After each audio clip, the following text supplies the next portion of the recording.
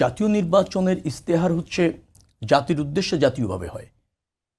প্রার্থী তার এলাকার জন্য খুব ইশতেহার করার সুযোগ নেই, কিছু অঙ্গীকার করতে পারে, যার ফলে প্রত্যেকটা জাতীয় নির্বাচনে প্রত্যেকটি রাজনৈতিক দল সে জাতির সামনে তার করণীয় উপস্থাপন করে, চেষ্টা করে জাতির আকাঙ্ক্ষা ধারণ করতে, চেষ্টা করে জাতীয় সমৃদ্ধি নিশ্চিত করতে। তো সেই জায়গা থেকে মানুষের যে প্রত্যাশা সেটা প্রাধান্য পাবে। আর মানুষের প্রত্যাশা ধারণ করে অনেক আগেই আমরা ৩১ দফা অঙ্গীকার করেছিলাম জাতির কাছে, তার আলোকে ইশতেহার হবে এবং সেটা প্রাধান্য দিয়ে। এর মধ্যে আবার সামাজিক উন্নয়নের ৭টি খাত অগ্রাধিকার পেয়েছে, সেটাও আমরা ইশতেহারে আনছি, যার সুফল একবার জনগণ খুব সহজে বুঝতে পারবে।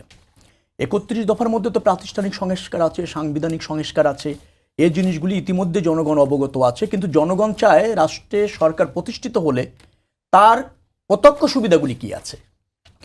সাংবিধানিক সংস্কারের মধ্যে রাষ্ট্রের ইন্টারেস্ট রয়েছে, জনগণের ইন্টারেস্ট রয়েছে, জনগণের কল্যাণ রয়েছে, জনগণের আপনার সমৃদ্ধি রয়েছে, কিন্তু সেটা একটা পরোক্ষ। আর প্রত্যক্ষভাবে কিন্তু বাংলাদেশের জনগণ সরকারের কাছ থেকে, রাষ্ট্রের কাছ থেকে কিছু সুবিধা ডিজার্ভ করে, সেগুলো আমরা প্রাধান্য দিচ্ছি। যার ফলে আগামী দিনের বাংলাদেশ, আগামী দিনের মানুষের সমস্যা এবং আগামী দিনে বাংলাদেশের মানুষের সমৃদ্ধির বিবেচনা রেখেই বিএনপি নির্বাচনী ইশতেহার চূড়ান্ত পথে।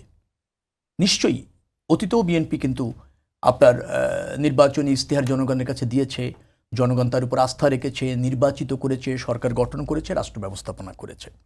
যার ফলে বিএনপির জন্য খুব একটা চ্যালেঞ্জ হচ্ছে না, এই কারণে মানুষের প্রত্যাশাটা ধারণ করতে হচ্ছে এবং আমরা মনে করি প্রত্যাশাটা আমরা ধারণ করতে পারছি বিদায় তো জনগণের উপর আস্থা রাখছি। নির্বাচনের দাবি দীর্ঘদিন ধরে আমাদের ছিল, আমরা জনগণের প্রত্যক্ষ ভোটের মাধ্যমেই একটা রাষ্ট্র ব্যবস্থাপনার উপযুক্ত কর্তৃপক্ষ চাই, জনগণ পছন্দের যে কোনো রাজনৈতিক দলকে বেছে নিবে। কিন্তু জনগণের প্রতি আমাদের আস্থা আছে বিধায় জন আকাঙ্ক্ষা ধারণ করে ইশতেহার করছি। আমার বিশ্বাস জনগণের প্রত্যাশা পূরণে আমাদের ইশতেহার উপযুক্ত হবে এবং ওই ইশতেহারের প্রতি জনগণ সমর্থন দিয়ে আগামী দিনে রাষ্ট্র ব্যবস্থাপনার সুযোগ আমাদেরকে করে দেবে।